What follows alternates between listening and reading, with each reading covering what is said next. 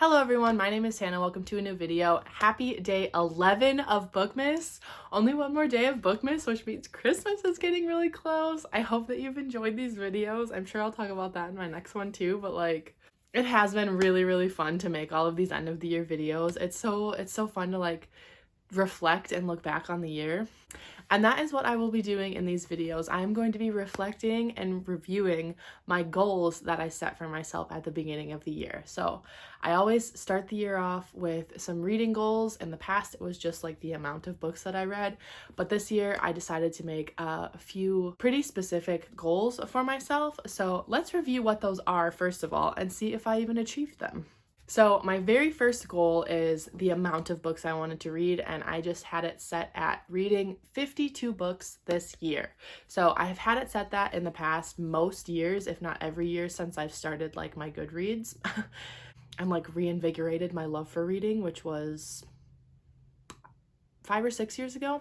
Anyways, every year I shoot for 52 books because it's one book a week, which seems perfectly manageable to me, and usually I can achieve that, so it's not like a goal that's too far out of reach. Last year I set it at 52 books, and then when I reached 52 books, I was like, oh my gosh, there's still so much time left. Could I shoot for 100 books? And then, of course, I surpassed that last year by a lot. I almost doubled that. I read 177 books last year. This year, as of filming this right now, I have read 169 books. So I'm halfway through another book, and I plan to read at least 4 more books before the end of the year. So I might be, coming close to the same amount that I read last year. But yeah, I've definitely achieved that goal of 52 books. I think that that's just a good number to keep it at. A book a week just seems perfectly manageable, and seeing, I don't know, something about this year and last year, I have just blown that goal out of the water, which I'm really happy about. Let me check and see when I met that goal. I had a tracker in here where I would highlight the number to up to 52, and I achieved 52 books in April of this year. So we were only a third of the way through the year by the time that I had already reached my reading goal. So unofficially, I shot for 100 books then, and since I've passed that, I'm just reading. I'm not really worried about how much I read anymore. My next reading goal for this year was to read my book of the month pick every month that I had book of the month. So every month I pick my book pick out of the 5 selections that they give you, and then typically I do an add-on unless I'm just not really feeling anything from them, then I just do the book pick. But I wanted to read that book pick every month, and as the year went on, I kind of adjusted this goal to reading a book of the month book. So even if I didn't read the actual monthly pick, if I read one of my add-ons that month, I still counted it as achieved. So in January, my book of the month pick was The Survivors by Jane Harper. I did read that. February was Honey Girl by Morgan Rogers. I read that. March was The Lost Apothecary by Sarah Penner. So April was the first month that I did not achieve this. My book of the month pick for April was People We Meet on Vacation by Emily Henry, which is kind of funny because that book ended up being one of my favorites of the year. But at the time, I was just not in a romance reading mood. And so I knew that I would want to read that book eventually. So I made it my pick because I didn't really want any of the other choices. And then I just wasn't in a romance reading mood. I was in a fantasy reading mood, and so I didn't pick it up, and I didn't achieve it in April. Although I did eventually pick that one up. I'm not even sure when I read that one. Was it? Would be really funny if it was in May, the next month. It might have been. Yeah, I read it in May. So a month late, but I did read it. May was Practical Magic by Alice Hoffman. June was Normal People by Sally Rooney. This was one that was my add-on for June, so I still counted it because it was still a book that I got from my book of the month box. July was Survive the Night by Riley Sager.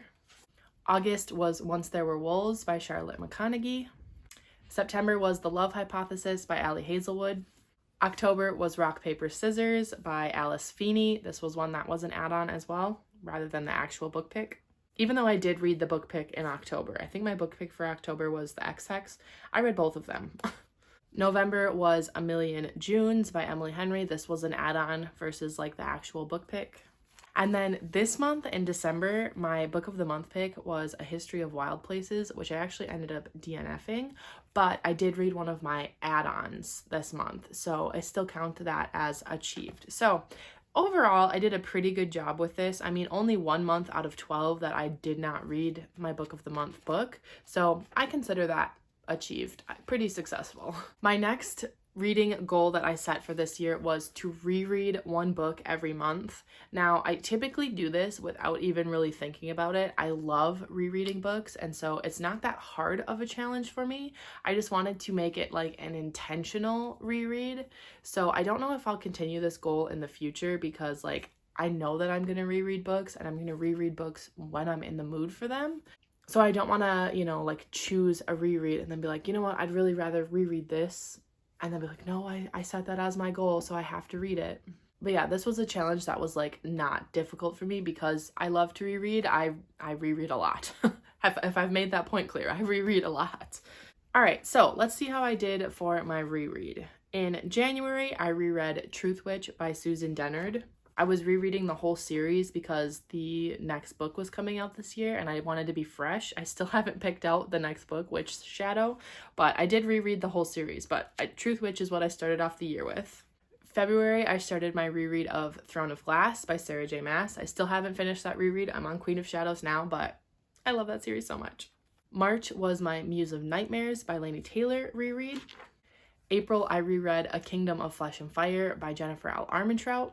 I should also say that I reread more than just this one book a month, but these were the ones that I specifically wanted to reread to complete this challenge, but I reread more than just those books.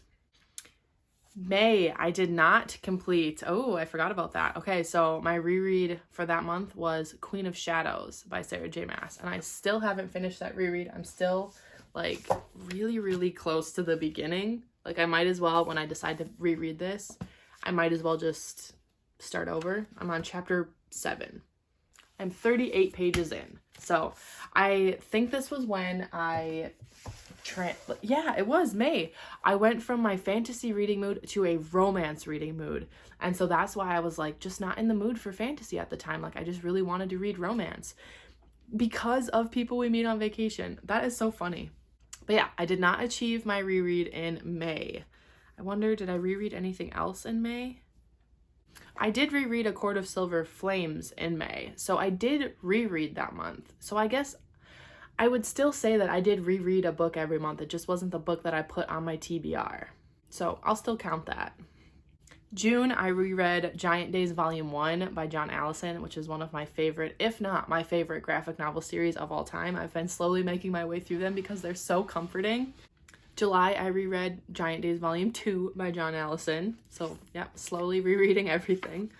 August, I reread The House on the Cerulean Sea by TJ Klune. I reread it, like, in order to get hyped for his next book, The Under the Whispering Door. Like, they're not a series, but I just wanted to reread them, and The House on the Cerulean Sea is one of my favorite books of all time, so it was a fun reread. September, I reread Punk 57 by Penelope Douglas, another favorite of the year and of all time. I just love that book so much. October, I reread Kingdom of the Wicked by Carrie Maniscalco in anticipation for Kingdom of the Cursed because that was one of my most anticipated releases and I wanted to be fresh.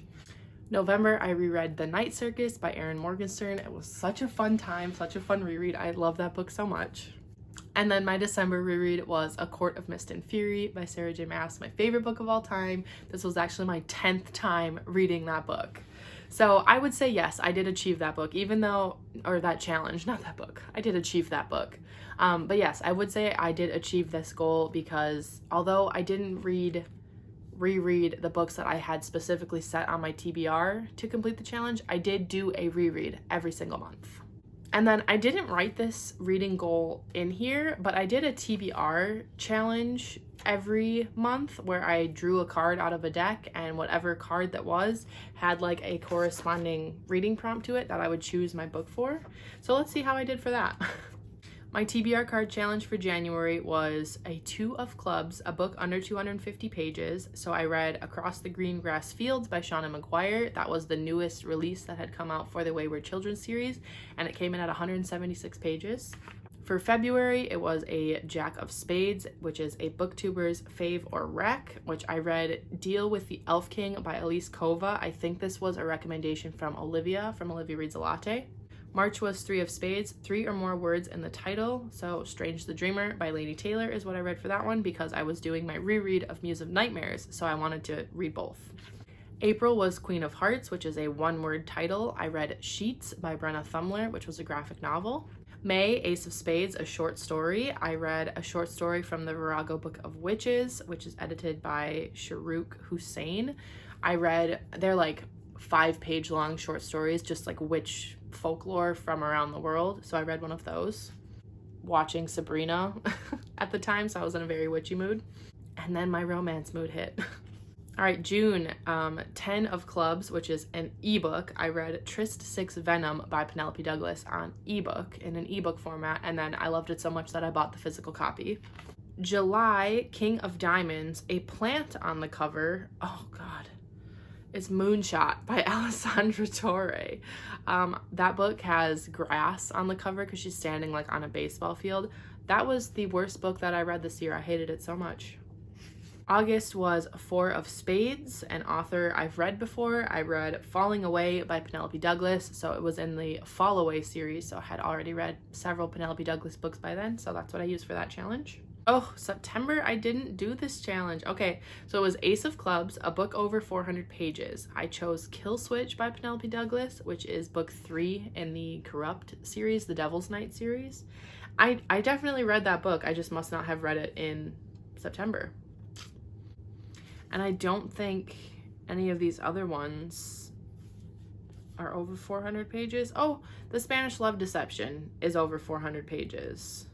Yeah, that one definitely is. So I could have used it for that challenge and fulfilled it. So I did read a book over 400 pages. It just wasn't the one that I set on my TBR.